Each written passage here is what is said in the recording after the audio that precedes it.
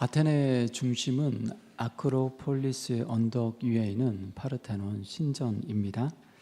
그 파르테논 신전에서 북서쪽으로 약 300m 떨어진 곳에 오늘 본문에 등장하고 있는 아레오바고, 정확하게 말하자면 아레오바고 언덕이 위치하고 있습니다. 보시는 것처럼 사진을 띄워주시죠.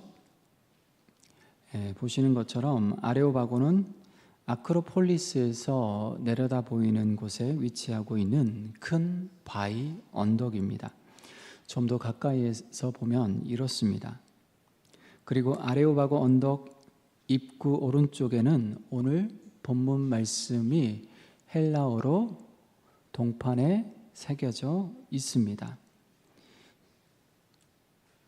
앞서 본 사진은 아크로폴리스에서 아레오바고를 바라보았다면 이 사진은 아레오바고 언덕에서 아크로폴리스를 바라본 전경입니다. 추측컨대 사도 바울은 아레오바고 언덕에서 아크로폴리스를 가리키며 에피크로스 철학자들과 스토아 철학자들 그리고 아테네 시민들에게 하나님에 대해서 복음에 대해서 설교했을 것입니다. 그러니까 저 언덕 위에서 저기 보이는 아크로폴리스를 바라보며 아테네 시민들에게 복음을 변증한 것입니다. 바울은 다음과 같은 말로 설교를 시작하는데요. 22절 말씀 보십시오. 사도행전 17장 22절 같이 한 목소리로 읽겠습니다.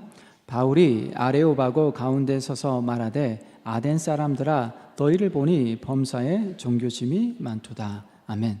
자, 바울은 내심 저들의 온갖 우상 숭배에 대해서 격분했지만 범사에 종교심이 많도다라고 논평함으로 저들의 우상 숭배를 우회적으로 표현하고 있습니다. 어찌 보면 처음부터 대립각을 세우지 않기 위해 부드럽게 말문을 열었던 것이지요. 이어서 그는 자신이 아테네를 두루 다니다가 알지 못하는 신에게라고 새겨진 제단을 보았다라고 이야기합니다. 당시 아테네 시민들은 혹 자신들이 알지 못하는 신이 있을까봐 알지 못하는 신에게라고 새겨진 제단을 만들어 말 그대로 알지 못하는 신에게까지 제사를 드렸습니다. 이들이 알지 못하는 누구인지도 알지 못하는 그 신을 향해 경배하고 제사를 드렸던 까닭은 무엇일까요? 알지 못하는 신의 노여움을 사지 않기 위함입니다. 알지 못하는 신으로부터 화를 당하지 않기 위함이 거죠. 우리가 다른 신들에게는 다 제사를 드렸는데 우리가 혹시 알지 못해서 제사를 못 드렸다라면 그 신으로부터 벌을 받을 수도 있기 때문입니다. 그렇게 보면 알지 못하는 신은 저들 마음속 깊은 곳에 자리 잡고 있었던 두려움이 빚어낸 허상이었습니다. 그럼에도 저들은 자신들이 빚어내었던 그 허상을 신처럼 떠받들었습니다. 그 두려움과 불안을 잠재우기 위해서 두려움과 불안을 투사시키고 그 투사시킨 허상을 향하여서 예배하였던 것이지요. 이것이 의미하는 바가 무엇입니까? 우리에게 아테네는 어떤 도시입니까? 오늘날에도 아테네는 철학의 도시, 문화의 도시, 예술의 도시입니다. 그러나 실상 아테네 시민들이 당시 얼마나 미신에 찌들어 있는지를 여실히 보여주고 있는 거죠. 왜냐하면 미신은 삶의 두려움과 불안에 대한 반응이기 때문입니다.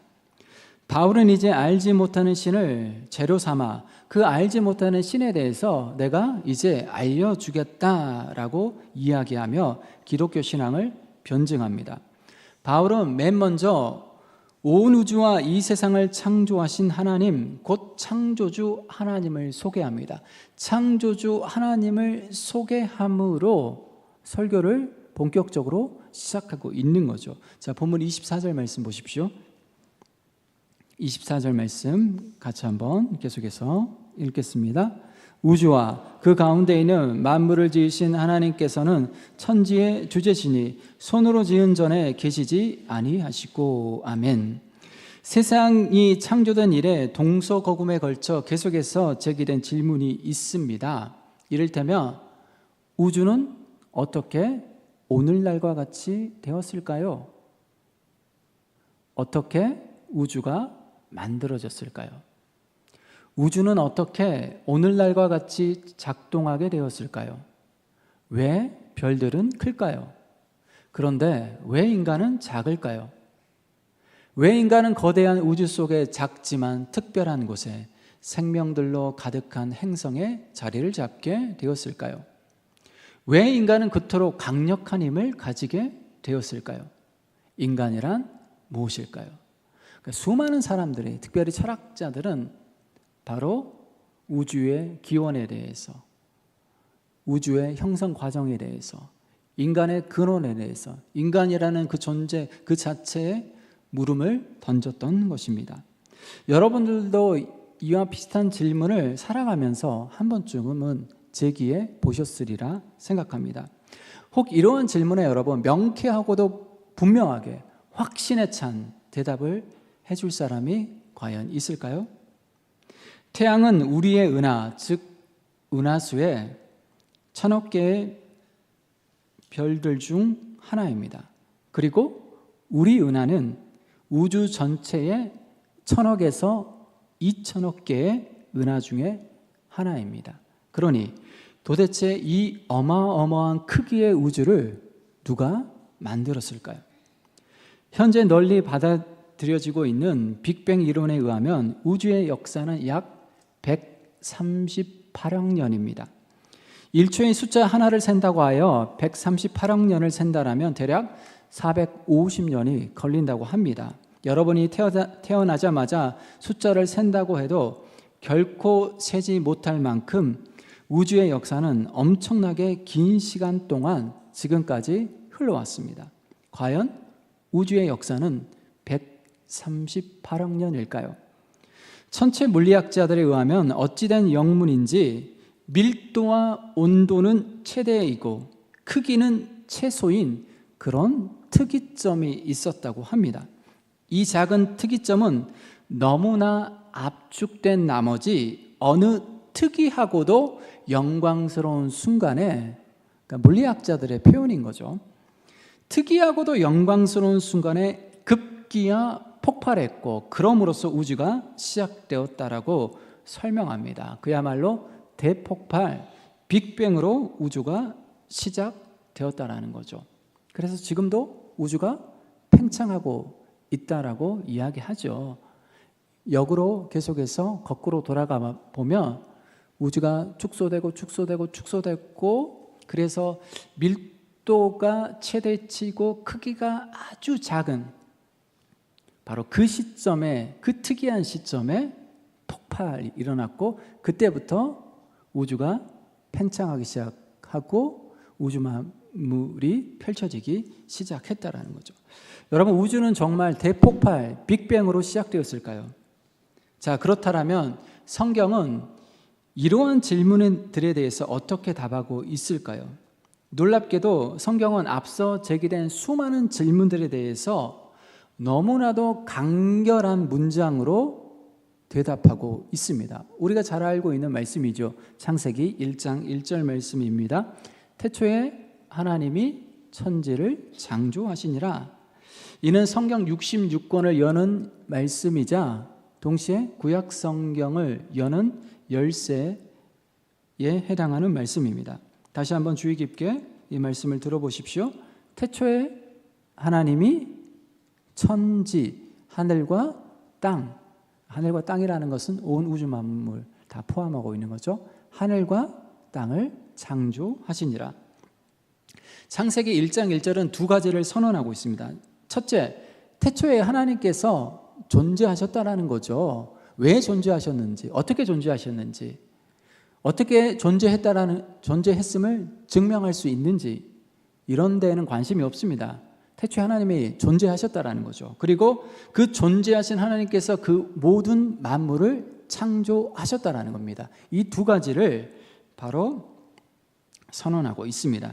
중요한 것은 이 말씀은 하나님의 존재 여부를 증명하지 않고 아예 전제하고 있다는 사실입니다. 하나님의 존재를 전제로 하나님의 창조를 선포하고 있는 거죠. 그러니까 여러분 창세기 1장 1절은 하나님의 존재를 증명하거나 하나님께서 창조하신 그 창조의 과정에 대하여 논리적인 설명을 하고 있는 것이 아닙니다. 이는 하나님에 관한, 창조주 하나님에 관한 일방적인 선언이요 우주의 기원에 관한 매우 간결한 선포입니다. 그런 의미에서 여러분 창세기 1장 1절은 논문이 아닙니다. 논문이 아니라 무엇입니까? 신앙 고백에 해당할 수 있습니다. 이 말씀은 우리의 이해의 대상이 아니라 논리적으로 따지거나 분석해야 될 대상이 아니라 우리가 믿음으로 받아들이고 믿음으로 고백해야 되는 말씀이라는 것이지요. 그래서 매주일 우리가 고백하는 사도신경의 첫 문장은 무엇으로 시작합니까? 창조주 하나님에 대한 고백으로 우리의 신앙 고백을 시작하고 있는 거죠. 나는 전능하신 아버지 하나님 천지의 창조주를 믿습니다. 우리가 매주일 사도신경을 이렇게 고백함으로 시작하지 않습니까? 자, 이것이 의미하는 바가 무엇일까요? 창조주 하나님에 대한 고백 없이는 성경 66권을 제대로 읽을 수 없다는 것입니다. 다시 말해서 창세기 1장 1절의 창조주 하나님에 대한 믿음과 고백 없이는 창세기 1장 2절로 넘어갈 수 없다는 것입니다. 나머지 모든 말씀도 제대로 이해할 수 없다는 거죠. 창세기 1장 1절은 그런 의미에서 성경 전체를 여는 열쇠이자 성경의 모든 말씀을 지탱해 주는 토대와 기둥이라고 할 수 있습니다. 사도 바울은 아레오바고 언덕에서 바로 하나님의 존재를 전제로 우주 가운데 있는 만물을 하나님께서 창조하셨다라는 사실을 맨 처음 언급하고 있는데요. 바로 이런 맥락에서 우리는 사도 바울이 왜 천지를 만드신 하나님을 소개함으로 설교를 시작했는지를 이해할 수 있습니다.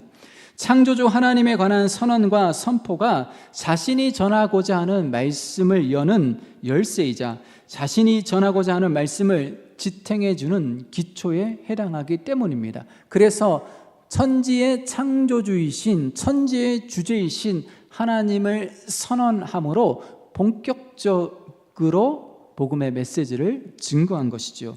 이와 같이 앞서 제기된 질문에 창세기 1장 1절도 그리고 사도 바울도 오늘 본문에서 사도 바울도 하나님의 존재를 전제로 하나님께서 그렇게 하셨다라고 선언하고 있는 거죠.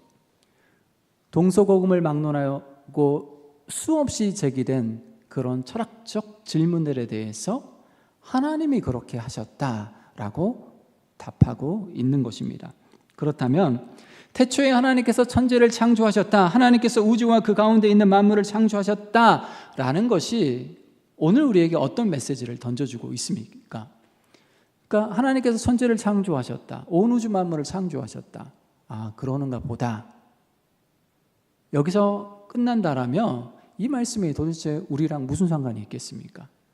이 말씀이 진정 우리에게 하나님의 말씀으로 작동되기 위해서는 의미 있는 메시지로 다가와야 되는데 하나님께서 천지를 창조하셨다라는 이 메시지가 오늘 우리가 어떤 의미로 다가오느냐 하는 물음입니다. 우리는 매주일 나는 전능하신 아버지 하나님 천지의 창조주를 믿습니다. 매주일 사도신경을 통해서 고백하는데 그것이 도대체 우리와 무슨 상관이 있습니까?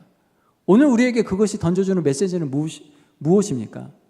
우리의 사도신경이 우리의 고백이 고백으로 그친다라면 사실 사도신경을 하는 의미가 퇴색되는 거죠.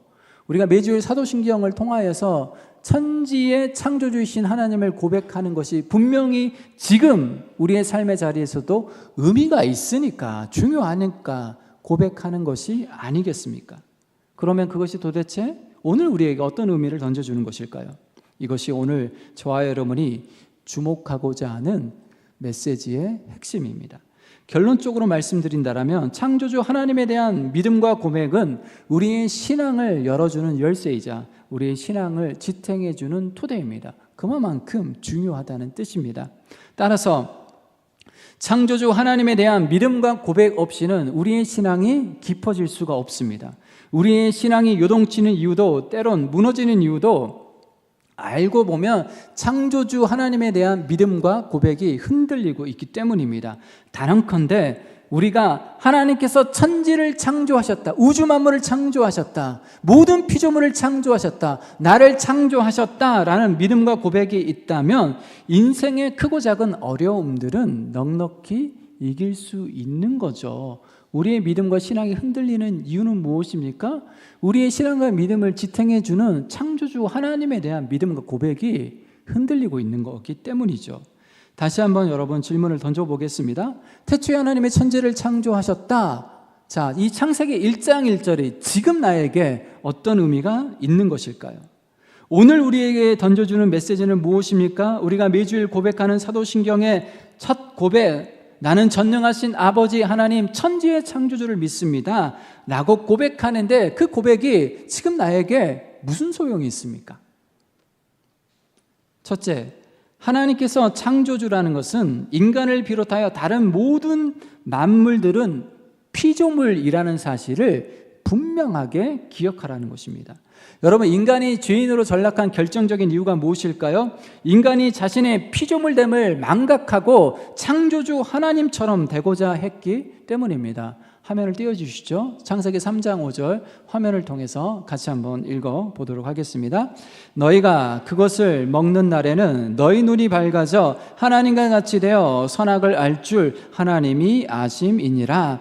하나님과 같이 되어 선악을 알 줄. 자, 사단이 달콤한 유혹으로 아담과 하와를 지금 시험하고 있습니다. 바로 이 시험, 이 테스트에 걸려 넘어져 인간은 결국 죄인으로 전락하고 말았습니다.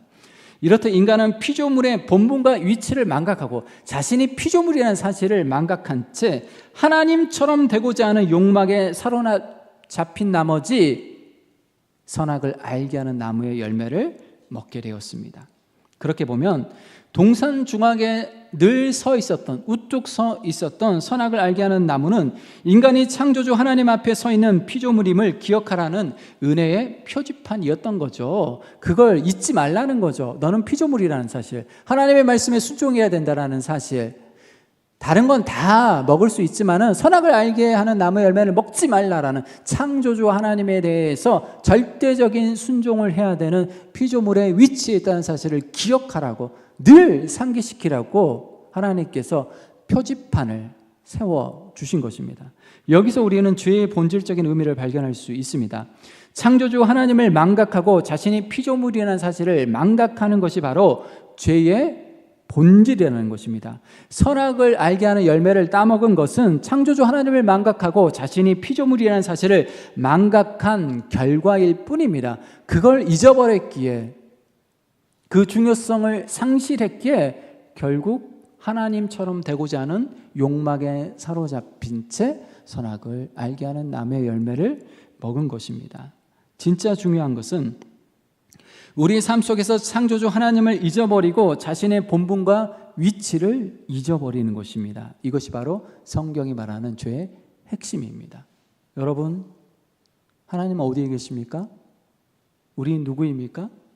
하나님은 하늘에 계시고 하나님 우리를 창조하신 창조주입니다. 우리뿐만 아니라 온 우주 만물을 창조하신 창조주이죠. 따라서 우리의 경배와 예배를 받으실 유일한 분은 하나님 한 분밖에 없습니다. 그런데 우리는 그 창조주 하나님을 밀어내고 동시에 피조물됨을 망각함으로 죄인으로 전락해버렸고, 여기서 한 걸음 더 나아가 피조물을 마치 창조주처럼 경배하고 섬기는 죄악을 저질렀습니다. 말하자면 끊임없이 우상 숭배 역사를 써 내려갔던 것입니다. 사도 바울은 로마서 1장 25절에서 우상 숭배에 대해서 다음과 같이 설명하고 있는데요. 화면을 통해서 같이 한번 읽어보겠습니다. 이는 그들이 하나님의 진리를 거짓 것으로 바꾸어 피조물을 조물주보다 더 경배하고 섬김이라. 아멘. 피조물을 마치 조물주보다 더 경배하고 섬기는 것이 우상 숭배라는 것입니다. 창조주 하나님 외에 우리를 포함하여 다른 모든 것들은 피조물일 뿐입니다. 그것이 아무리 고상하게 보여도, 아무리 위대하게 보여도, 아무리 탁월하게 보여도, 아무리 내 성공과 내 앞길을 보장해 준다 할지라도 하나님 외에 다른 모든 것들은 한낱 피조물에 불과하다는 것이죠. 따라서 그것이 무엇이든 결코 우리의 섬김과 예배의 대상이 될 수 없습니다. 그럼에도 불구하고 우리는 피조물을 조물주보다 더 경배하고 섬깁니다. 예를 들어 볼까요? 우리는 하나님보다 돈을 더 중요시합니다. 우리는 하나님보다 세상을 더 사랑할 때가 많습니다. 생각보다 우리는 하나님보다 더 경배하고 섬기는 것들이 많이 있습니다. 하나님을 끌어내리고 그 하나님의 자리에 피조물을 올려놓고, 그것이 무엇이든 그걸 중요시하고 마음속으로 존중하고 그걸 삶의 우선순위로 두고 그것을 끊임없이 묵상하고 예배한다라는 것이죠. 그래서 예배자이기를 포기하고 천지의 창조주이신 하나님을 예배하는 예배자이기를 포기하고 피조물을 섬기는 우상 숭배자로 살아갑니다. 그러나 하나님은 우리를 하나님 한 분만을 섬기는 예배자로 부르셨습니다. 피조물을 섬기라고 우리를 부르신 게 아니에요. 창조주 하나님만을 섬기고 경배하는 예배자, 이것이 우리의 본분이자 우리의 정체성입니다. 창조주 하나님 한 분만을 섬기고 예배하는 저와 여러분이 되시기를 축원합니다. 이것이 하나님께서 창조주라는 진리가 우리에게 들려주는 첫 번째 메시지입니다. 둘째, 하나님께서 창조주라는 것은 나 역시 하나님께서 창조하셨다는 사실, 하나님께서 나 역시 지으셨다는 사실을 기억하라는 것입니다. 창세기 1장 27절로 28절은 하나님께서 어떻게 우리를 빚으셨는지, 어떻게 사람을 창조하셨는지 설명해 주고 있는데요. 화면을 통해서 같이 한번 읽어보겠습니다. 하나님이 자기 형상 곧 하나님의 형상대로 사람을 창조하시되 남자와 여자를 창조하시고 하나님이 그들에게 복을 주시며 하나님이 그들에게 이르시되 생육하고 번성하여 땅에 충만하라. 땅을 정복하라. 바다의 물고기와 하늘의 새와 땅에 움직이는 모든 것 생물을 다스리라 하시니라. 아멘. 자, 이것으로 보아 창세기 1장은 분명히 하나님은 사람을 창조하시되 특별히 하나님의 형상대로, 자기 형상대로 사람을 창조하셨음을 강조하고 있습니다. 여기에는 특별한 의미가 담겨 있습니다. 인간이 하나님의 형상대로 창조되었다라는 것은 어떤 의미가 있을까요? 하나님은 당신의 형상대로 인간을 창조하신 다음에 무엇을 주십니까? 사명을 주시죠. 그 사명의 내용이 무엇입니까? 창세기 1장 28절입니다. 생육하고 번성하여 땅에 충만하라. 땅을 정복하라. 바다의 물고기와 하늘의 새와 땅에 움직이는 모든 생물을 다스리라 하시니라. 다스리라 라는 사명을 주시죠. 따라서 하나님이 당신의 형상대로 사람을 창조하셨다라는 것은 하나님을 대신해서 이 땅을 다스리고 관리하는 자로 사람을 세웠다는 뜻이 그 안에는 새겨져 있습니다. 그러니까 하나님께서는 우리를 대리 통치자로 세우기 위해서 하나님 당신의 형상을 따라 우리를 지으셨다는 거죠. 자, 여기서 우리는 이런 물음을 추가할 수 있습니다. 사람이 어떤 존재이기에 하나님의 대리자가 될 수 있을까요? 우리도 피조물이잖아요. 한낱 피조물에 불과한 우리가 어떻게 감히 온 우주 만물의 왕이신 하나님을 대신하여 온 우주 만물을 통치하고 다스리는 대리 관리자가 될 수 있을까요? 하는 물음입니다. 앞서 제기한 인간은 무엇일까요? 하는 물음과 동일합니다. 신학자 칼 바르트는 교회 교의학 3권 일부에서 하나님이 인간을 당신의 파트너로 지으셨다라고 설명합니다.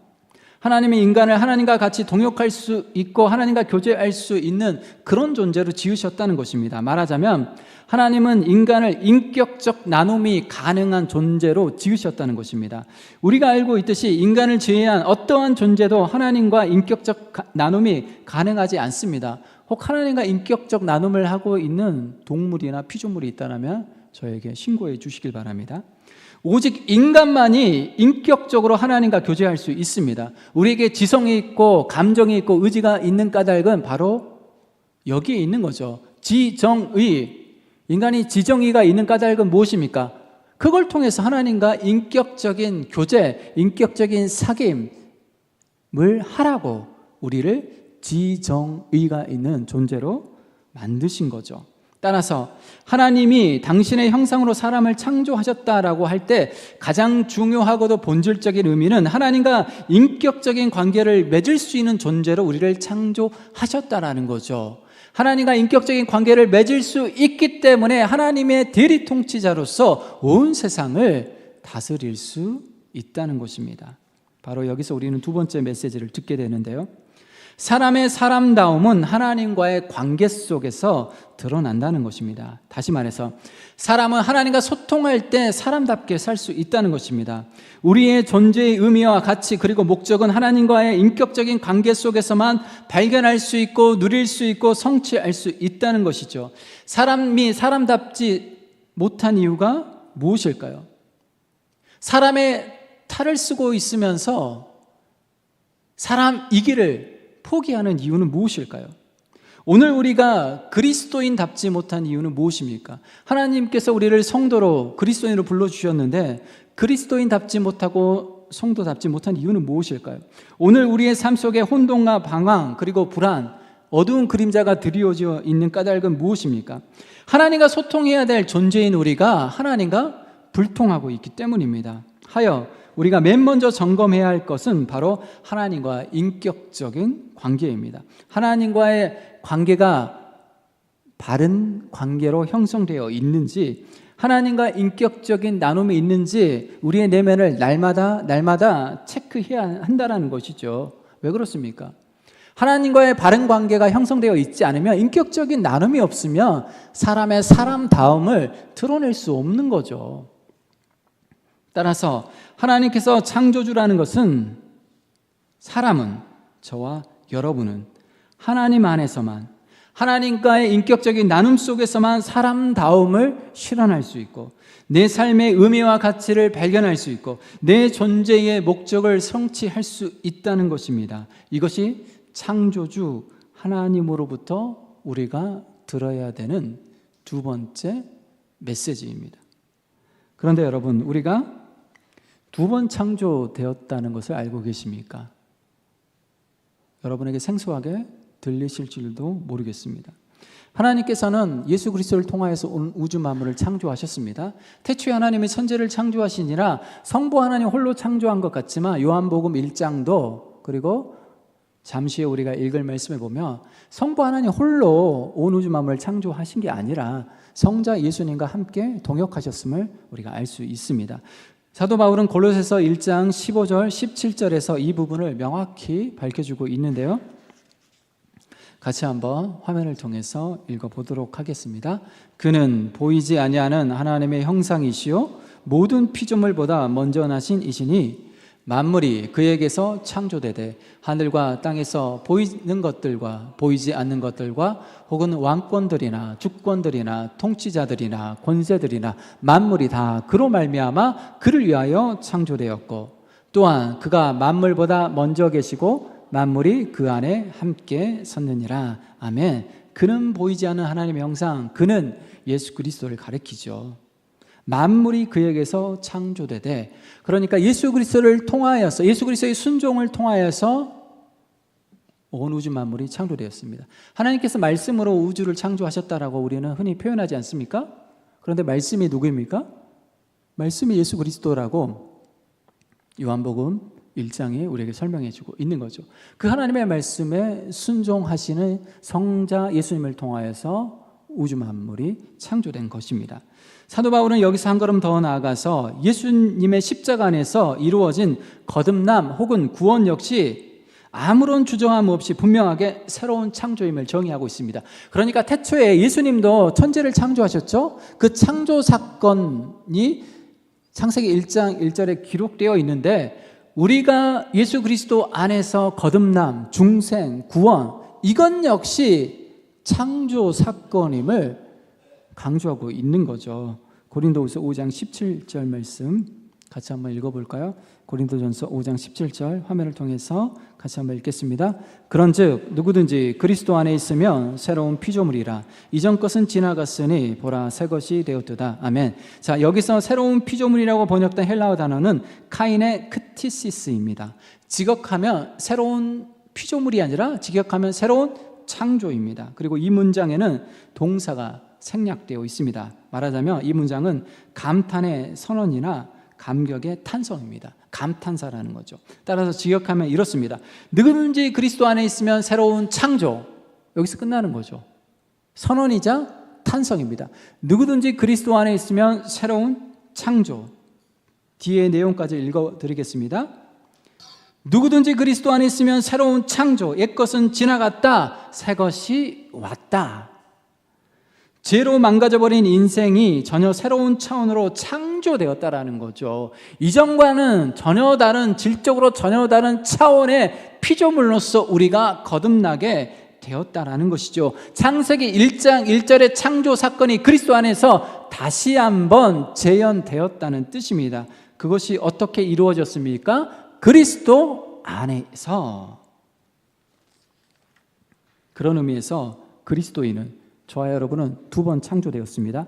한 번은 하나님께서 모태에서 나를 빚으셨고 또 한 번은 그리스도 안에서 그리스도의 보혈로 나를 새롭게 빚어 주셨습니다. 아주 중요한 사건이죠. 태초에 하나님께서 온 우주 만물을 지으셨고 어머니의 태에서 우리를 빚으셨다라는 것은 우리가 믿음으로만 고백할 수 있는 내용이죠. 그렇죠? 태초에 우리가 가본 적이 없잖아요. 태초에 우리가 실질적으로 어떤 사건이 있는지 우리가 재생해서 볼 수가 없잖아요. 반복되는 사건이 아니잖아요. 그렇죠? 그러나 예수 그리스도의 보혈로 새롭게 나를 빚으신 새 창조는 우리 모두가 우리의 삶의 자리에서 실제 경험할 수 있는 창조 사건입니다. 태초의 창조 사건은 우리가 경험할 수 없죠. 목도할 수 없죠. 그러나 예수 그리스도 안에서 우리를 빚으신 이 새로운 창조의 사건은 우리가 분명히 경험했고 누릴 수 있는 거죠. 창세기 1장 1절 그때 그곳에서 일어난 창조 사건을 하나님께서는 놀랍게도 그리스도 안에서 그리스도의 보혈을 통하여서 우리로 하여금 경험할 수 있도록 은혜를 베푸신 것입니다. 그렇습니다. 우리는 예수 그리스도 안에서 예수 그리스도를 통하여서 새 창조가 되었습니다. 새로운 삶이 전혀 질적으로 다른 새로운 인생이 참으로 가치 있고 의미 있는 인생이 예수 그리스도 안에서 예수 그리스도의 보혈로 말미암아 새롭게 펼쳐졌습니다. 누구든지 그리스도 안에 있으면 새로운 피조물, 새 것이 된 거죠. 그럼에도 불구하고 우리는 자꾸 어떻습니까? 옛사람의 모습으로 복귀하려고 하는, 회개하려고 하는 거죠. 그때마다 여러분 믿음으로 선포하십시오. 누구든지 그리스도 안에 있으면 새로운 피조물이라. 새로운 창조. 내가 새롭게 창조되었다는, 질적으로 새로운 창조. 이전과도 비교할 수 없는 영광스러운 모습으로 창조되었다는 것. 하나님의 자녀가 되고 영원한 생명을 얻은 새로운 존재로 거듭났다라는 것을 믿음으로 선포하며 실질적으로 새로운 삶을 살아가는 저와 여러분이 되시기를 축원합니다. 이것이 하나님께서 창조주라는 진리가 우리에게 들려주는 세 번째 메시지입니다. 자, 정리해 보도록 하겠습니다. 태초에 하나님이 천지를 창조하셨다. 하나님께서 온 우주 만물과 그 가운데 있는 만물을 창조하셨다. 이러한 선언과 선포가 오늘 우리에게 어떤 메시지를 던져주고 있습니까? 우리가 매주일 사도신경을 통하여서 나는 전능하신 아버지 하나님 천지의 창조주를 믿습니다 라고 고백하는데 그 고백이 도대체 나에게 무슨 의미가 있는 것입니까? 첫째, 우리는 피조물로서 오직 창조주이신 하나님만을 경배하고 하나님만을 예배하는 존재라는 사실을 잊지 말라는 거죠. 하나님 외에 다른 것을 경배하거나 예배하지 말라는 거죠. 하나님과 재물을 겸하여 섬길 수 없다. 하나님을 예배하면서 동시에 재물도 섬기는 그런 삶을 살지 말라는 거죠. 하나님께서 우리를 예배자로 부르셨지 우상 숭배자로 부르시지 않았다는 사실을 유념하라는 것입니다. 둘째는 우리는 오직 창조주이신 하나님과의 인격적인 소통 속에서만 인간다움을 실현할 수 있고 인생의 의미와 가치를 발견할 수 있고 내게 주어진 삶의 목적을 성취할 수 있다는 것입니다. 오직 하나님과 인격적인 소통 안에서만. 따라서 하나님과의 소통이 단절되어 있으면 여러분의 인간다움은 그냥 상실됩니다. 그리스도인다움, 성도다움도 그냥 상실해버리는 거죠. 삶의 의미와 가치는 실종되어 버리고 그때부터 방황이 시작되는 거죠. 그저 세상 사람들처럼 자기 욕망을 따라 살아가는 거죠, 여러분. 셋째, 우리는 그리스도 안에서 새롭게 창조되었다는 것을 기억하라는 것입니다. 우리는 예수 그리스도 안에서 새롭게 창조되었습니다. 그 새로움이 우리 안에 있다는 것을 기억하고 실제 우리의 삶 가운데 그 새로움을 펼쳐가는 저와 여러분이 되시기를 축원합니다. 이것이 오늘 우리에게 주시는 하나님의 메시지입니다. 기도하겠습니다. 하나님 감사합니다. 그리스도 안에서 우리를 새롭게 창조해 주시니 감사합니다. 하나님과 인격적인 소통 가운데서 인생의 의미와 가치를 날마다 새롭게 발견하게 도와주시고 내게 주어진 사명, 내게 주어진 삶의 목적을 성취하게 하여 주옵소서. 오직 하나님만을 예배하고 섬기는 하나님을 예배하는 예배자로 우뚝 서게 하여 주옵소서. 거룩하신 예수님의 이름으로 기도드리옵나이다. 아멘. 봉헌 찬송